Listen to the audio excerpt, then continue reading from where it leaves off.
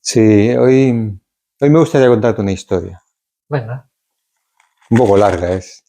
hay Voy a tiempo. intentar ir lo suficientemente rápido, ¿no? No, no, no. Suave. Como tenga que ser. Y suave. Te voy a contar una historia que empieza con un cuento. Un cuento muy bonito que me llegó en el momento justo, en el lugar adecuado. Y decía, querías una casa, la tuviste. Querías un coche, lo tienes. Querías dinero en el banco, lo quieres.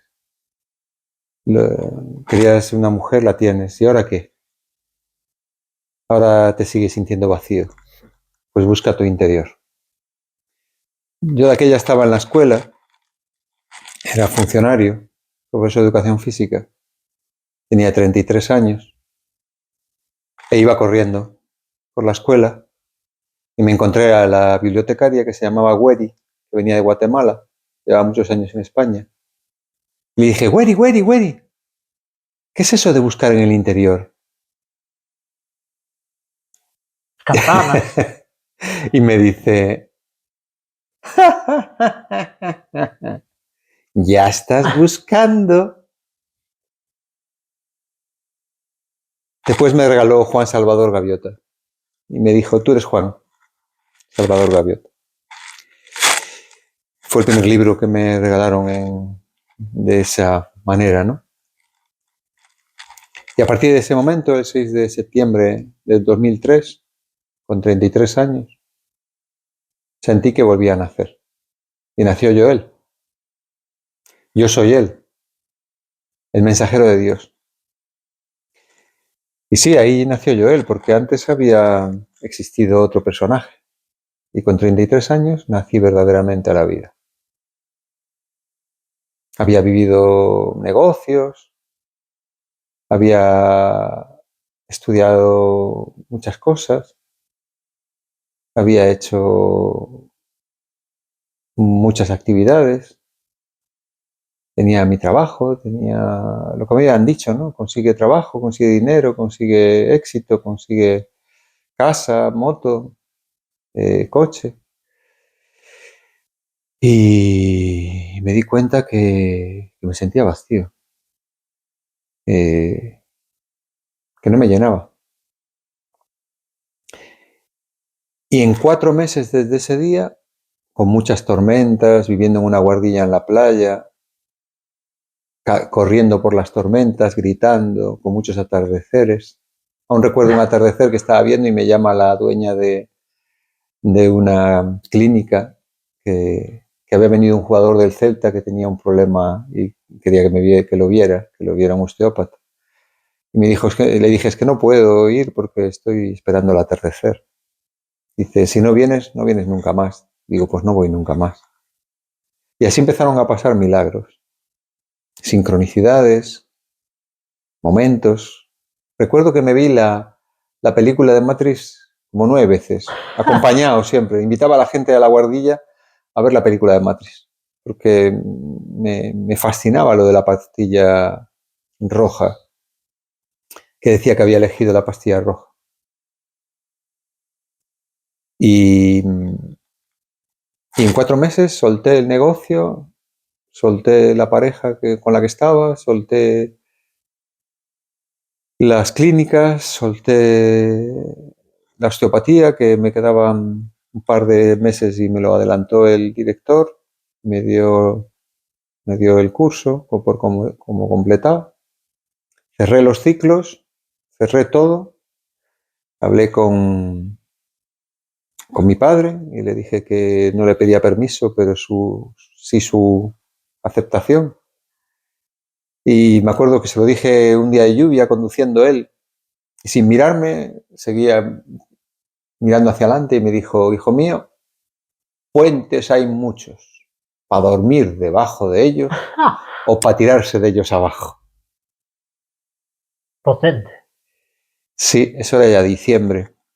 Ya estaba a punto, ya había pedido la baja, ya estaba a punto de volar, ya sabía dónde iba a ir, dónde había elegido el lugar.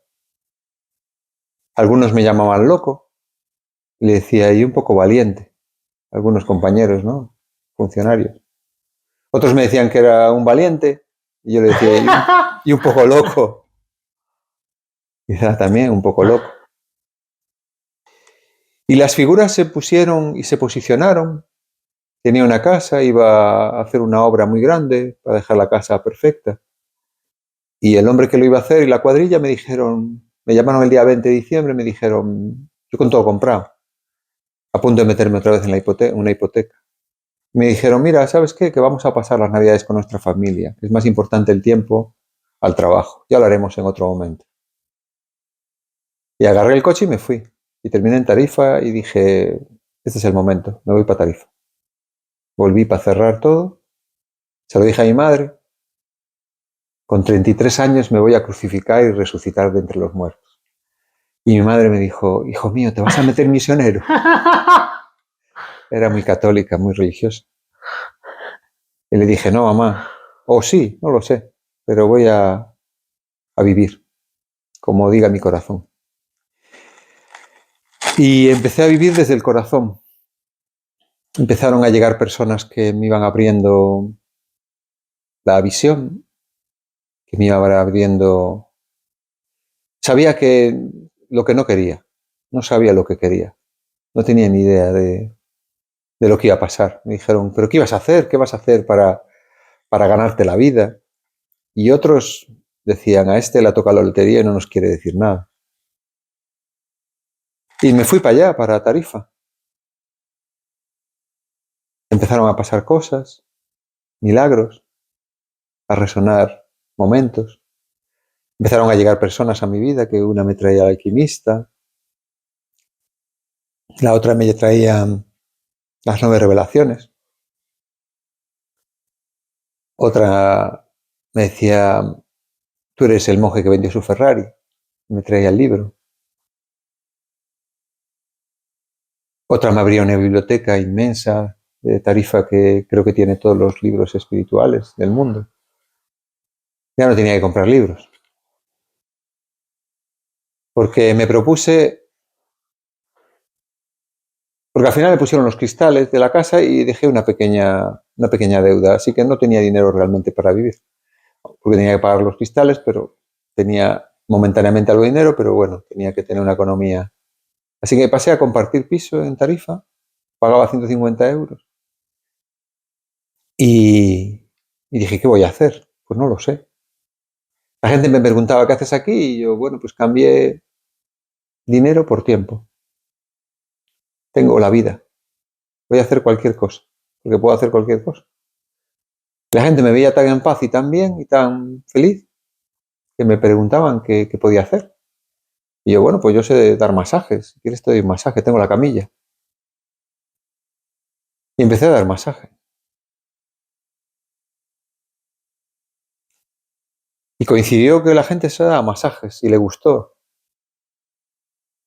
Porque cobraba media hora y regalaba 1 hora o 2 horas o 3, depende lo que pasara, ¿no? Y después me tomaba un té con ellos. Y empezó a gustar a la gente y uno se lo dijo al otro y el otro al otro y me convertí en el masajista del verano. Con 3 hoteles que abrieron sus puertas para que hiciera mis terapias allí, con terapeutas que intercambiábamos terapias, yogis que intercambiábamos clases o pilates o bueno, toda la gente. Empecé a conocer a toda la gente de Tarifa, un pueblito pequeño y de locos. Y se abrió todo de una manera, Javi, increíble. Cuando es el momento, cómo se abre todo.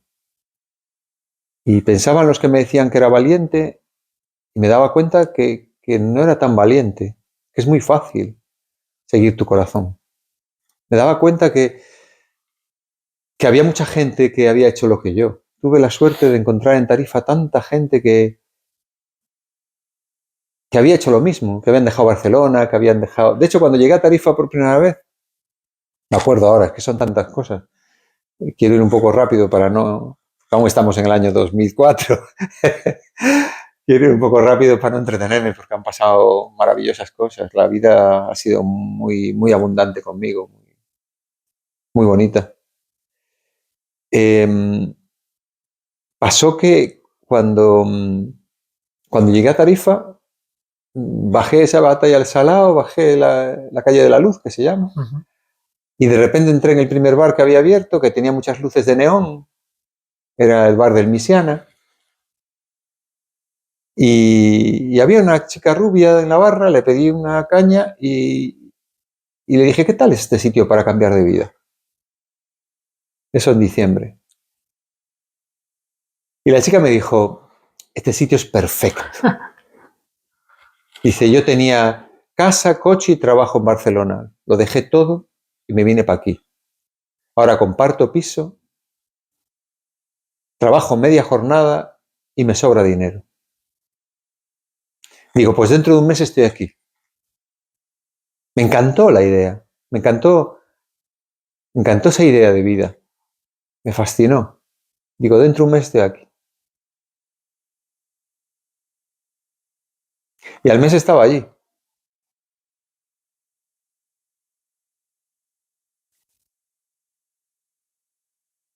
Y estaba todo el día en mí. Todos los días me iba a la playa. Todos los días me encontraba con gente. Decía siempre que conocía a 10 personas cada día. ¿Tú sabes lo que es conocer 10 Es personas cada bastante, día? ¿eh? Hostia. Porque como era un pueblo, ¿sabes? Yo estaba todo el día ocioso, comiendo pipas en un banco o tomándome un café o un té que tardaba 4 horas en tomármelo porque estaba leyendo los 3 libros que llevaba conmigo siempre de la biblioteca, porque la bibliotecaria me dejaba 3 libros y hacíamos algunas tardes de viernes o de jueves, hacíamos meditaciones. También como estaba abierto y estaba muy atento, de repente apareció una pareja de maestros espirituales desde Estados Unidos que iban en misión por el mundo. Hostia. Y me encontraron a mí, me preguntaron por un alquiler de una casa que habían soñado con Tarifa y que iban a encontrar algo especial en Tarifa y que necesitaban una casa de alquiler. Y Elizabeth y Peter fueron mis primeros maestros espirituales. Eso decían ellos. Peter era muy serio y Elizabeth una loca hawaiana con colores. Y hablaban bastante bien español. Peter me hablaba de meditación y de quinta dimensión y Elizabeth me hablaba de tantra y de juego. Y me los encontraba por las esquinas, me los encontraba. Me dieron los primeros feedbacks también de hacer sesiones conmigo. De hecho, solo querían algo que hacen en Estados Unidos, 10 minutos de crack, crack, y ya está, quiropráctica, le llaman allí. Y te hacen crack, crack 10 minutos y te cobran $50. Y bueno, yo solo hacía, no le daba una terapia de 1 hora, le hacía osteopatía rápida, que es la quiropraxia, y ellos siempre venían cada semana. Íbamos a hacer yoga a la playa, me regalaron libros también muy importantes, Autobiografía de un yogi, para mí el que más, fue el que me acompañó después en el primer viaje a la India. Me hablaron de la multidimensionalidad, la última cosa que me dijo Peter, el último día que lo vi. Habló de la multidimensionalidad y de que no solo había una realidad, que había muchas realidades paralelas que estaban sucediendo al mismo tiempo. Y a los pocos meses se murió en Barcelona. Cambiaron de lugar, se fueron a Barcelona a vivir y a los pocos meses, un año, se fue, trascendió. Pero me acompañaron toda aquel primer etapa en aquel viaje. Y claro, como tenía tanto tiempo y pagaba 150 euros, compraba un poco de arroz y un poco de zanahorias y vivía con poco, más o menos unos 200 euros, 300. Hacía perdidas otra vez. Había pasado de 3.000 a 300, decía siempre. Entonces, pues, de repente, pues, no tenía mucha necesidad. Fíjate, con 20 sesiones al mes, que regalaba media hora y solo cobraba media hora, solo cobraba 20 euros, no cobraba 40. Porque la otra media la regalaba, decía. Con 20 sesiones ya eran 400 euros. Vivía. Y nunca hice 20 sesiones. primer mes fueron 30, pero los siguientes meses ya tenía 2 o 3 sesiones al día, todos los días. Porque no tenía otra cosa que hacer. Me pedían una cita y decía, hoy a las 5. Coño, así, digo, es que tengo todo el día. Tengo libre a las 5 hoy. Después tengo que ir a ver el atardecer a las 8, pero a las Hombre. 5. Y todo se hizo, todo se abrió, un camino de corazón maravilloso, ¿sabes? También fue una época bonita, el 2004, con Zapatero, que iba por el aire y que España era DM2, ¿no? O DM3. Me compraban 3 o 4 masajes del tirón, para mi hija, para mi mujer, para no sé qué. O sea, ya en verano fue una locura. Fue una locura tal que pagué todo lo que debía y además me fui a Tailandia primero un mes y medio de viaje total de vacaciones, antes del tsunami. Estuve 10 días antes en Koh Phi Phi, Hostia. antes de la ola. Y antes, cuando llegó la ola, el tsunami, yo ya estaba en Calcuta. Ya había salido a Calcuta, estaba cerca, en Varanasi, ya en el interior. Ni siquiera estaba en Calcuta. En Calcuta algo llegó, lo de tsunami, muy poquito, pero algo llegó. Pero ya más al interior ya no. Pero había estado allí en Koh Phangan, en Koh Phi Phi, bueno, en Tailandia. Sí. Y todo era sincrónico, todo era... De repente me iba a la India y aparecía Siddhartha, de Hermann Hesse.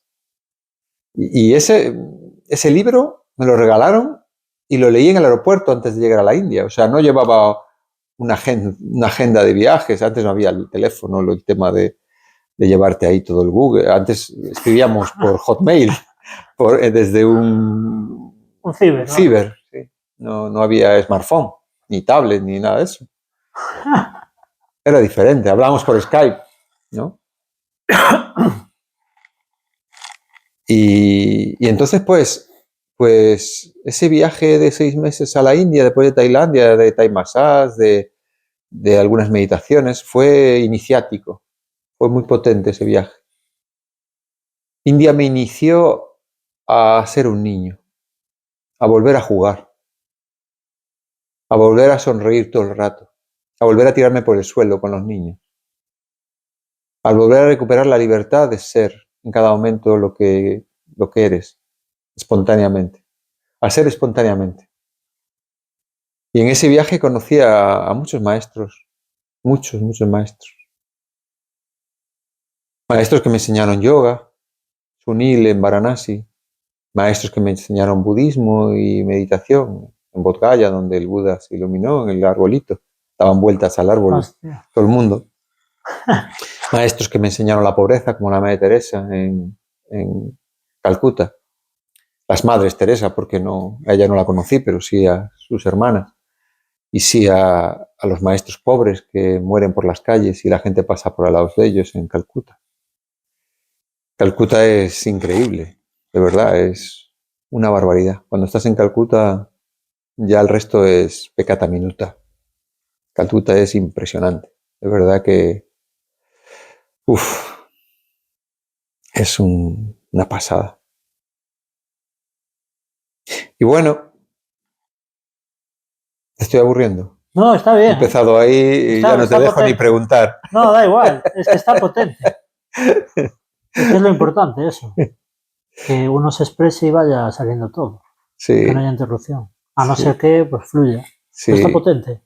No suelo contar. Es potente, ¿eh? Es potente esta historia. Es como, wow. Sí, es como una conferencia, ¿no? Un poco, más que una entrevista. Es potente, es lo que puedo sentir. Sí, ha sido potente, ha sido muy potente porque además es que la vida me ha acompañado, ¿sabes? Me ha acompañado la vida, me ha empujado, me ha dicho, ¿que quieres jugar? Vamos a jugar.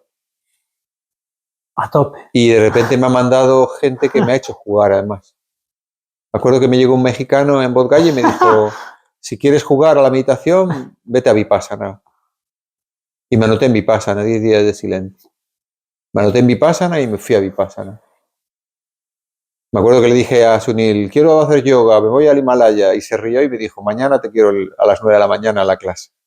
Me daba 3 horas por la mañana y 3 horas por la tarde, a mí un japonés. Y me ponía a hacer 100 saludos al sol para empezar. No, pero yo quiero saber yoga, sí, primero ponte fuerte. Un mes entero allí con él. A tope. A tope. Y me llevaba por ahí, me llevaba por las tardes, me llevaba a las fiestas locales, me llevaba a barrios locales, me enseñaba India continuamente, todos los días. Me daba una comida típica o me metía leche por la nariz. Era todo el día yoga en movimiento. Me llevaba a pasear con él por las calles del casco antiguo y se iba riendo con todo el mundo, se iba abrazando con todo el mundo. Era un niño fluidor. Se reía como... Era así, como muy loco. Sí. Y en Vipassana tuve un primer momento real de samadhi. Ya había tenido samadhis, pero no me había dado cuenta. Había tenido momentos de despertar y de visión y de darme cuenta de quiénes somos, pero habían sido espontáneos. Había sido viendo un atardecer o en medio de una tormenta gritando, corriendo en pantalón corto con las olas que me llegaban hasta la rodilla, que invadían la playa, en playas ahí de Galicia, pero no en pedazo de temporales que no me acuerdo los nombres, ¿no? Antes no era eso, Pepita, Filomena.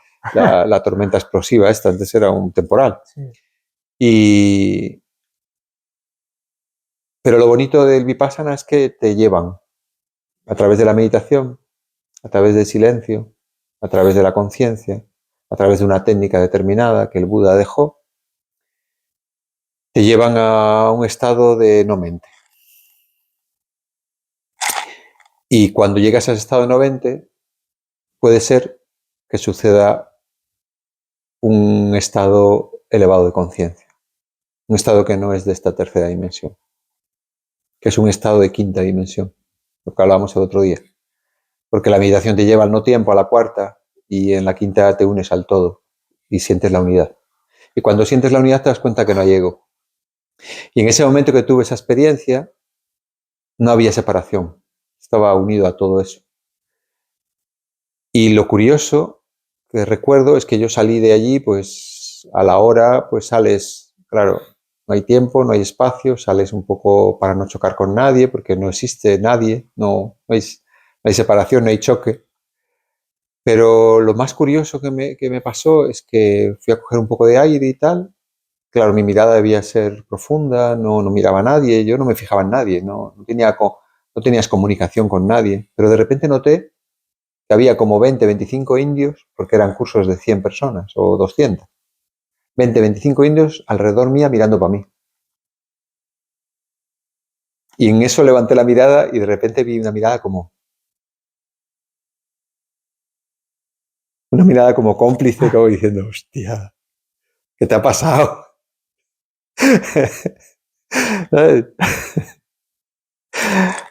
Y entonces ahí tuve la certeza que no estaba loco. Porque hasta ese momento creía que había leído demasiados libros de caballerías, que me dijo un amigo. Creo que estás leyendo demasiados libros de caballerías, Don Quijote. Pero en ese momento que tuve la experiencia, que no te la puedo explicar, que fue el 21 de enero del 2005. En ese momento que tuve la experiencia, me di cuenta de que no estaba loco. No estamos locos, que sabemos lo que queremos. Vive la vida, igual que si fuera un sueño, pero que nunca termine. Que se pierda con el tiempo, cuarta dimensión, y volaré, quinta. Ay, pero volaré. Entonces ahí todo cambió. Porque hasta ese momento dije, hostia, he dejado para siempre el trabajo fijo porque no pedí la excedencia, pedí la baja. Total, no podía volver. No podía volver por otro cuento. Es que a mí los cuentos ayudan a dormir a los niños y a despertar a los mayores. Y a mí ese cuento me hizo un clic, ¿sabes? Que era un cuento de una niña que el padre le dice, eres muy especial, tienes alas, tienes que lanzarte a volar, tienes que creer en tus sueños y realmente hacer lo que tú sientes, no seguir aquí en lo simple, ¿no? en la vida normal, tienes que volar. Entonces la niña le pregunta a sus amigos, mira lo que dice mi padre, que tengo alas y yo nunca he visto las alas. ¿Tú crees? Y tal, y los amigos le dicen, bueno, yo qué sé, está loco. Otros le dicen, bueno, inténtalo. Y otros le dicen, yo qué sé, ¿por qué no vas, en vez de al acantilado, por qué no te vas a un árbol y te lanzas del arbolito y por lo menos no te vas a morir si no tienes alas? Entonces la chica dice, bueno, pues voy a hacerle caso al camino medio, ¿no? Al intermedio. Voy a irme al arbolito, me voy a tirar y si tengo alas, abrirán y vuelo y no me pasa nada. Total, que hace un pequeño salto, es decir, pide la excedencia, hace un pequeño salto, se lanza y se pega una leche increíble. Toda ensangrentada va a su padre y le dice, es que fíjate lo que me ha pasado, tú que me decías que tenía alas. Dice, hija mía, si quieres probar tus fuerzas, tienes que abrir tus alas, irte al acantilado y lanzarte de verdad. Porque entonces sí que de verdad te probarás la fuerza que tienes. Probarás si realmente estás preparada y si realmente tienes alas. Lánzate, no te preocupes. Si no se te abren, no te morirás. Te caerás en la acantilado abajo de todo, pero no te morirás. Volverás a vivir de otra manera. Pero tienes que intentarlo de verdad, con todo. Por eso, aunque me mandaron al psicólogo, no pedí la excedencia. Pedí la baja. Porque no iba a volver. Y porque no iba a ir con paracaídas. No iba a lanzarme del arbolito. 2 años de excedencia, no. Iba a empezar de nuevo. Iba a empezar la verdadera vida. La vida realmente vivida. Iba a vivir desde el corazón. Y empecé a vivir desde ahí. Sin miedo, porque en eso llegó otro cuento, que para mí es el cuento más grande que me ha llegado. Me quitó el miedo. Ese cuento lo hemos contado a veces, ¿no? Pero es muy potente. Es como que había un pobre místico de estos de la India, un sadhu, y estaba ahí con su cuenco y llega un gran hombre, un pedazo de general, con mucho dinero, un conquistador, y dice, maestro, que yo le voy a sacar de aquí, le voy a dar esta bolsa de monedas de oro para que pueda vivir el resto de su vida con servicio, con su casa, como se merece un maestro, y salga de aquí. Y le dice, primero, aparte sé que me está quitando el sol. Y al otro se enfada y dice, ¿pero qué pasa? Y dice, segundo, si usted me puede demostrar que mañana estaré vivo, yo le aceptaré su bolsa. Si usted no me puede demostrar que mañana estaré vivo, váyase con su bolsa, que usted necesita más dinero que yo. Yo estoy viviendo en este aquí ahora, y en este aquí ahora tengo para comer hoy. Y soy feliz. Eso me quitó el miedo. Y dije, ¿y si mañana no estoy vivo, qué coño hago de funcionario en un trabajo que no me gusta, que no me llena, que ya no me llena, que al principio me gustaba, me llenaba, pero que ya no me llena, ya tengo casa, ya tengo coche, ya no estoy haciendo nada aquí, en este planeta. ¿Y cómo fue ese darse cuenta de que ya no me llena lo que estoy viviendo y ya no quiero esto? ¿Qué sucedió? Si hubo... Porque era verdad que me sentía vacío. A lo mejor he corrido demasiado, pero era verdad No, que no, me bien, sentía bien. vacío. Sí, está bueno. Era verdad que me sentía vacío. Me sentía vacío. Por las mañanas me costaba levantarme. No me sentía, no sé, no me sentía en mi camino de corazón. No me sentía conectado a la vida. Y no era infeliz, ¿eh? Yo me encantaba dar clases, siempre ha sido mi don. Me encantaba estar con los chavales, siempre era el profesor chiflado, corría descalzo, o sea, iba a la playa. No era infeliz, ¿eh? No te voy a decir que te mentiría si te diría, no, pues aquella vida no me gustaba. No era infeliz. Pero había algo dentro de mí que decía que vivía en un matrix, que vivía en una programación, que vivía una vida de otros, la que me habían programado, la que me habían educado. Entonces veía que no estaba siguiendo mi corazón. Había momentos de mucha tristeza, de mucho vacío, que me sentía vacío. Años después me di cuenta que realmente estaba vacío. Fue un truco, fue una broma cósmica de la vida, porque realmente estoy vacío. Años después dije, coño, sigo vacío, porque en realidad soy vacío. Entonces, claro, me sentía vacío porque eres vacío. La cuestión es que quería llenar ese vacío, porque alguien me dijo que ese vacío se podía llenar, con trabajo, con dinero, y no se puede llenar el vacío, porque somos vacío. Es todo impermanente, anicca, anicca, anicca, que dice Buda, la impermanencia.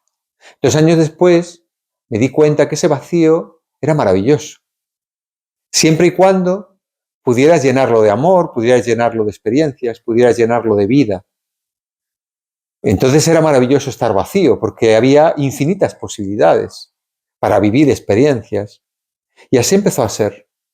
Empecé cada maestro que me llegaba, y no tenían que ser maestros renombrados, que también he conocido a maestros renombrados, pero no tenían que ser maestros renombrados, porque cada persona que llega a tu vida es un maestro. Entonces, cada persona que llegaba a mi vida me aportaba algo maravilloso, y algo que me hacía un clic, algo que me hacía un... Y me hacía ver como, hostia, es que es por aquí, es que voy en la dirección correcta.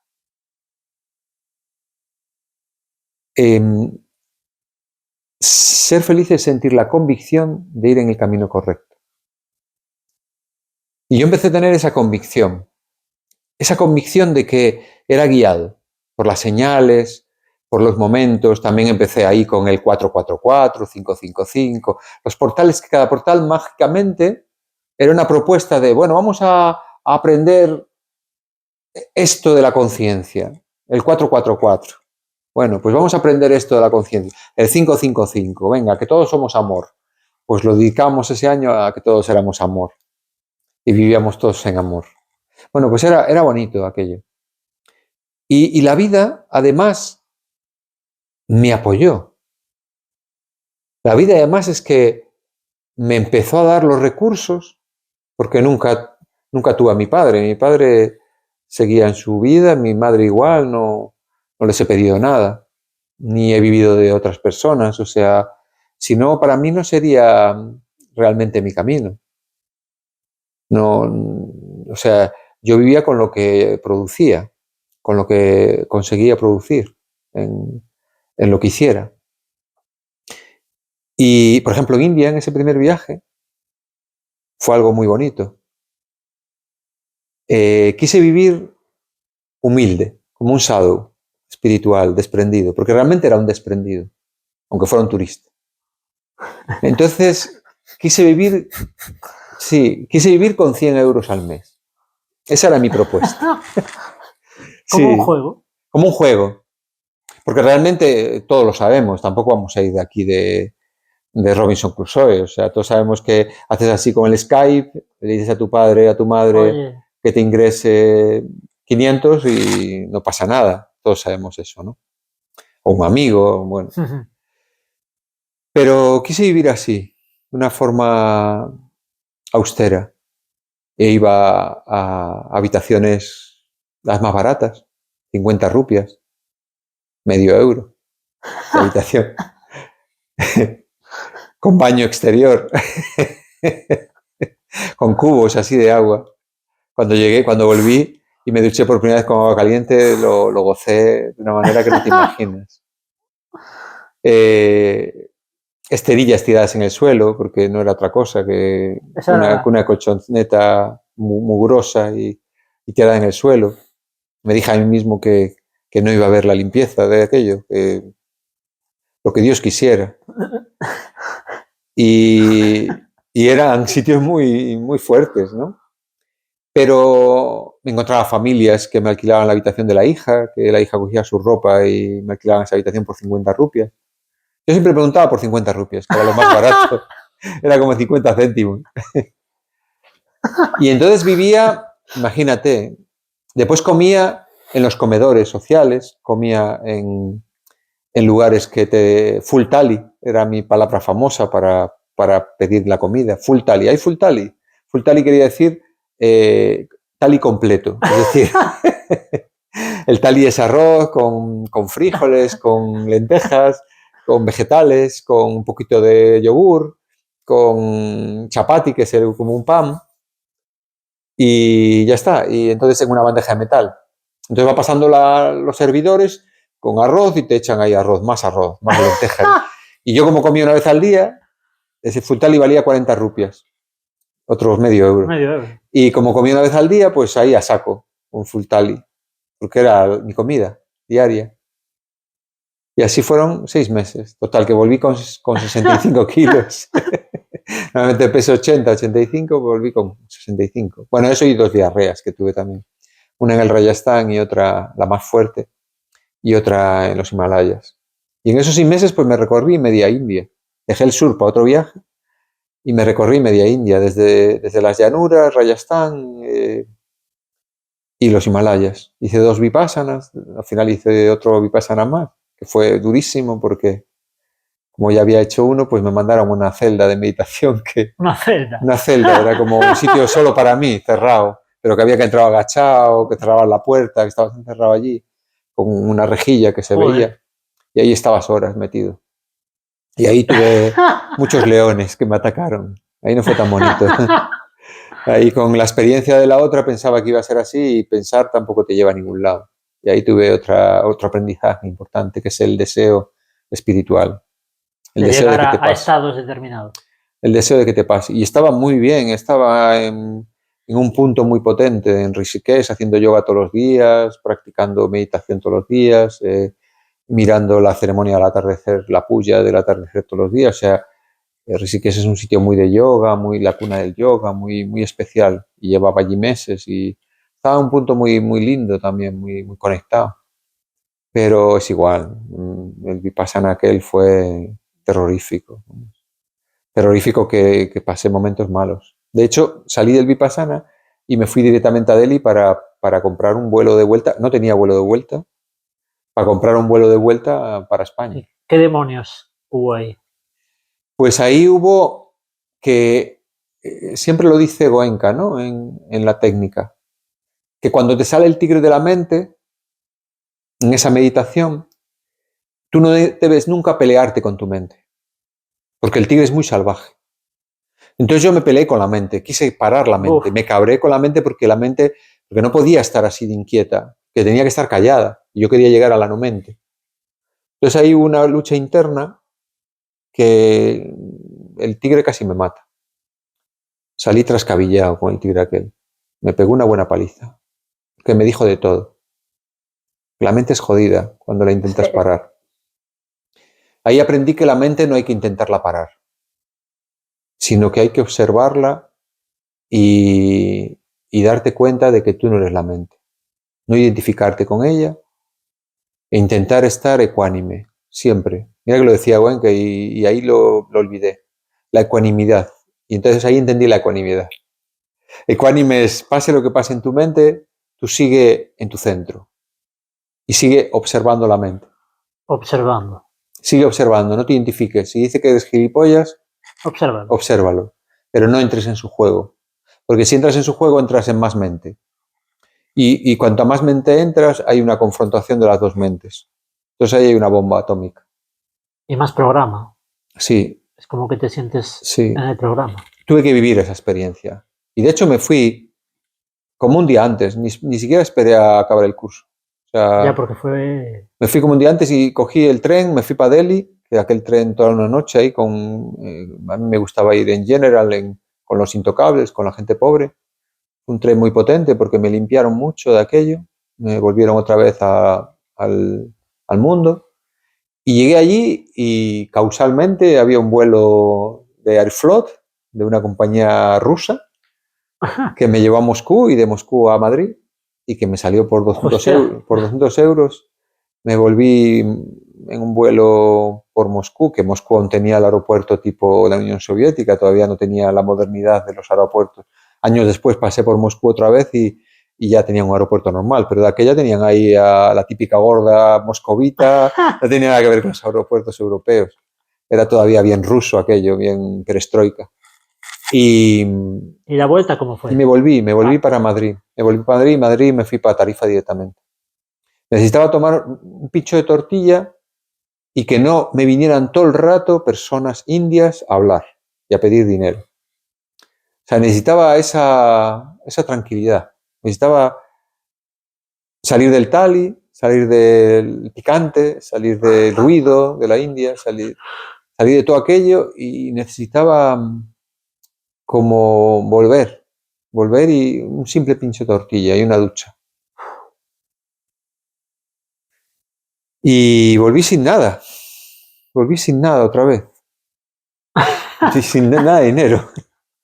Sin nada y con una deuda, porque había cogido el vuelo y unas cositas que compré de plata y tal. Bueno, aquello fue un viaje, porque me fui con una francesa por las calles de Delhi y terminé en un sitio súper underground, como si fuera un mafioso ahí vendiéndonos plata india y peleándonos por el dinero que nos iba a cobrar y llegando a un acuerdo por peso y me traje mogollón de plata y piedras y tal y de repente volví a Tarifa, conocía a mucha gente y enseñaba las cosas y ¿cuánto te pago? ¿Cuánto te doy por este anillo y tal? Y bueno, lo que tú sientas. Y claro, a mí me había valido 10 céntimos Ya, claro, o 50 céntimos claro. cada pieza.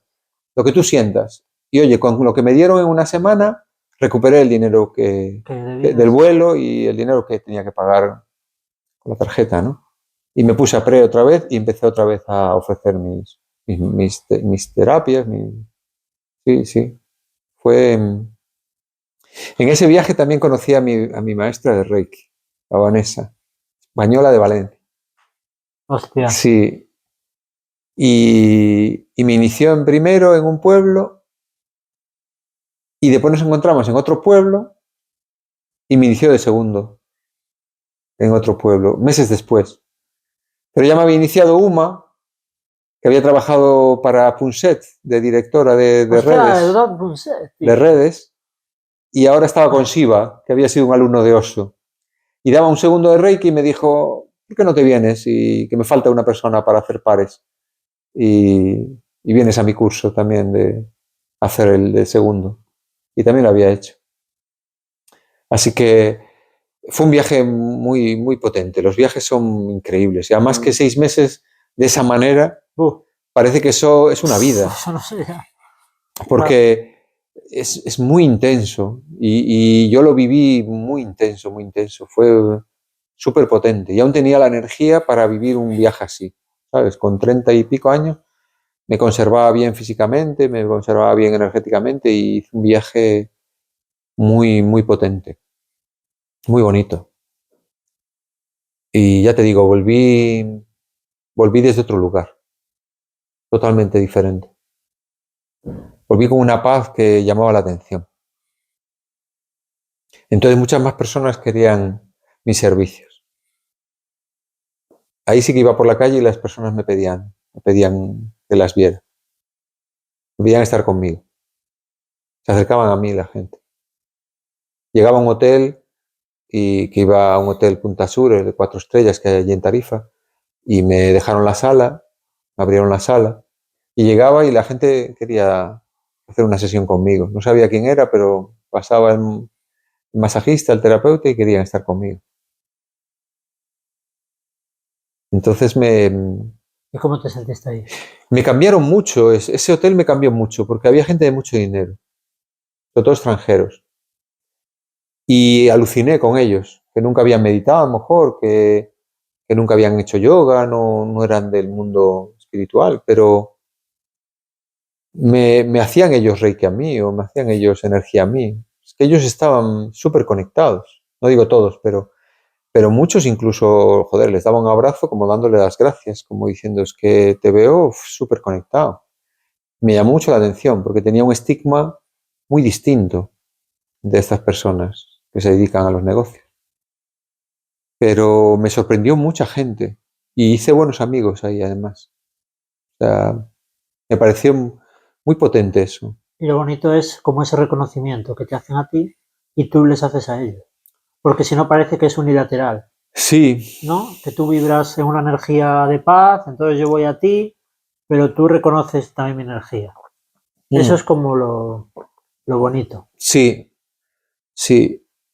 Y recuerdo que ese año es que trabajé tanto e hice tantos terapias y masajes que, que tenía 10.000 euros para viajar. ¡Bu! Sí, sí, me acuerdo de esa cifra. Y, y me fui a hacer las Américas. Sí. Hostia. Ese año fue muy potente porque, fíjate, venía de India, hice el verano, lo que es el verano desde mayo, y en octubre me estaba yendo para América. Y me dijeron, para ir a América, empieza por un sitio tranquilo, Costa Rica. Y me fui a Costa Rica de primero. Costa Rica, Panamá, Nicaragua. En Nicaragua me enamoré de Andrea, que era una americana que vivía en San Francisco, y me fui para San Francisco. ¿Quién me iba a decir a Hostia, a mí? San Francisco. Sí. ¿Quién me iba a decir a mí que iba con pantalones de hippie A San Francisco, y joder. camisas para conocer Sudamérica, que iba a terminar en San Francisco en invierno? Total, que llegué allí y hice un Pretty Woman. Nos fuimos a una tienda y tuve que comprarme cazadoras, Sí. camisa de cuadros, tipo americana, de felpa, pantalones gordos, botas de cuero. Hacía mucho frío en San Francisco en diciembre. Y empezó otro viaje totalmente diferente. Joder. No me lo imaginaba, pero me dejaba llevar. La vida era así. De hecho, cuando nos conocimos nos íbamos los dos de locos a Sudamérica, ¿eh? Pero ella de repente me dijo, es que yo tengo que cerrar aún mi trabajo, que tengo allí en Greenpeace, era abogada, y tengo que cerrar con ese proyecto, y después empezamos el viaje por México y lo hacemos desde ahí. Y bueno, pues voy a San Francisco. Total, que terminamos ahí. Me lo pasé muy bien allí, ¿eh? Porque tenía una Vespa ella roja y blanca y me iba por ahí, por el Golden Gate, por las cuestas, al barrio Valencia, donde estaban todos los latinos, a tomar café. ¿Y cuánto Y tiempo estuviste? un mes y medio, pero muy Pero muy intenso potente, también, ¿eh? muy intenso, porque coincidió fin de año y Navidades, y como tenía familia en Boston, los padres estaban en Boston, cruzamos al otro lado de Estados Hostia. Unidos y pasamos el fin de año en Nueva York, en Times Square. Hostia. Y vimos todo Nueva York, y tenía una amiga india y estuvimos en la casa de la amiga india, y bueno, y vivimos todo lo que es San Francisco, Nueva York, Los Ángeles, y después nos fuimos a Boston. Nos fuimos a Massachusetts y después a Boston. Massachusetts tenía la casa de los padres y después fuimos a conocer Boston. Total, que yo estaba como Siddhartha, como flipado. Claro, tú ahí simplemente te dejabas llevar Mm. y ya está. Pero pasaban cosas maravillosas también. O sea, Claro, no dentro de era. esa sociedad me alucinó mucho porque no me lo esperaba. No me esperaba una sociedad tan auténtica y tan real, tan potente como la americana, ¿no? Tenía también una idea de eso, pero ahí conocí gente también, sobre todo en Oakland, que está enfrente, en la bahía de enfrente de San Francisco, que es donde salió la New Age, donde salieron los hippies, donde salió el movimiento también gay, muchos movimientos nacieron ahí en esa bahía. Y me alucinó aquel lugar, me alucinó con tanta gente y tantos lugares. Aparte, Andrea era muy espiritual también y me llevaba a sitios de meditación. Hemos visto un documental, por ejemplo, de cómo quisieron cargarse a Hugo Chávez, los servicios secretos, y cómo el pueblo se levantó y pidió que recuperara a su presidente, ¿no? Que lo tenían encarcelado. Y eso yo no me había enterado, y yo lo vi en Estados Unidos. Era un vídeo censurado y totalmente prohibido para Estados Hostia. Unidos, ¿no? Y también estuve en muchas iglesias de estas negras de gospel, y Buah, eso tiene que ser la iglesia bonito. del amor. Fui a la iglesia del amor una vez y era un pabellón increíble, era como un teatro, y estaba todo tan bien orquestado, con dos orquestas a la vez, con el padre negro, el hijo que ya iba a ser el nuevo padre, con muchísimo dinero. Te estoy hablando del 2005, pasando el tape para pasar la tarjeta ya de aquella, para dar la donación. Hostia. No había cepillo, había... La tarjeta. Estaba muy bien montado, y al salir todos los pobres ahí haciendo cola para comer, entonces veías a los pobres, hostia, le he dado dinero, qué guay. mira, van a darle de comer a la gente y tal. Y los pobres eran alucinantes. Me acercaba a ellos porque eran como de película. O sea, si ves las películas de los pobres con esas gabardinas largas de cuero y tal, eran así, como en India, ¿no? Eran como, sí, como outsider, como gente fuera del sistema, ¿sabes? Pero eran, o sea, pero muchos eran como, pues yo vivo así y ya está guay, como el sadhu de la India. Pues vivo así porque quiero y porque elijo vivir sin dinero. Y elijo vivir una vida austera, vivir una vida espiritual, fuera de lo material. Bueno, pues había mucha gente allí que también lo vivía así. Y lo veías, no eran alcohólicos o Ujú. totalmente, no, era una elección también de salirse del modelo y vivir de otra forma. Aún así, aún en las ciudades. Por las ciudades también he ido a sitios donde también viven así, pero bueno, es normal. Hay mucha gente que no, el yin yang que decías al principio, hay gente que no le gusta ese modelo. Mm. Uf. Potente, ¿eh? Claro, es Es complicado. potente, ¿eh? Sí, son muchas vivencias, Javi. Son muchas vivencias y a lo mejor resulta aburrido, pero No creo, ¿eh? son muchas vivencias de vida, ¿sabes? Eso es lo que ayuda a la gente.